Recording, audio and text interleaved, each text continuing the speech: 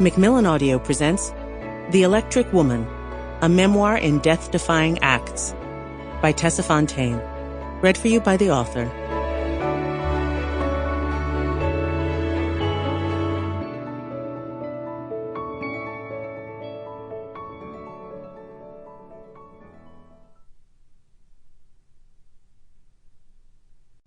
Author's note.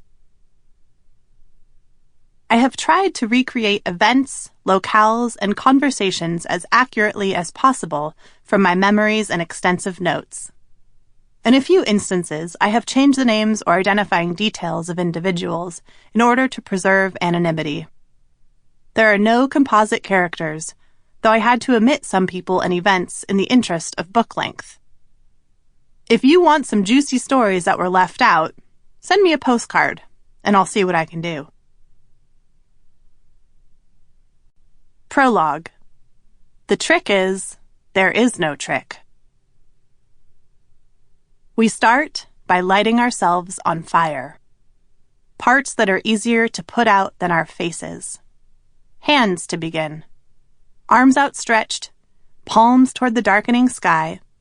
I watch as a flaming torch is wiped across my hand from wrist to fingertips. For 1, maybe 2 seconds, I am on fire. The flame trail is 2 inches high. My hand warms. It doesn't burn exactly, but it feels like touching black leather after it has baked in the sun, a heat I impulsively want to move away from. I close my fist around the flame and put myself out. "What sorts of acts can you do?" the sideshow manager, Tommy, asked. Before I wrote back, I Googled acts in a sideshow.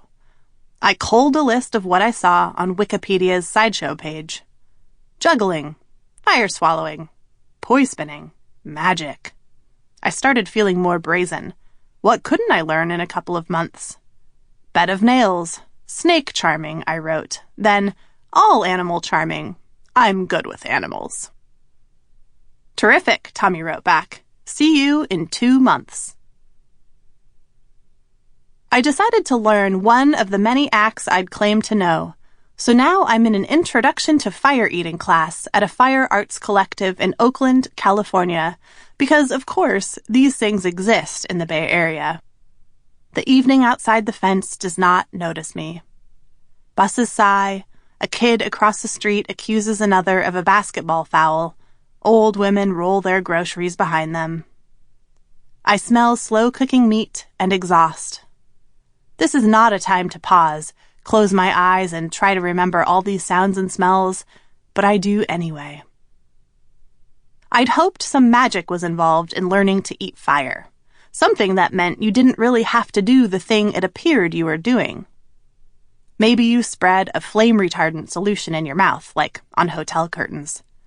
Perhaps there was a little machine you wore behind your ear that shot fire-squelching foam onto the flame as it approached your face. Maybe it was an illusion. But the class is a total disappointment. There is no trick. You eat fire by eating fire. On the first day, Shayna, our teacher, all smiles, says, "Look at my severe burns." She rolls up her sleeves and points with delight to a series of scars on her arms, like she is identifying constellations for a child. "This was from Japan, this one Rio.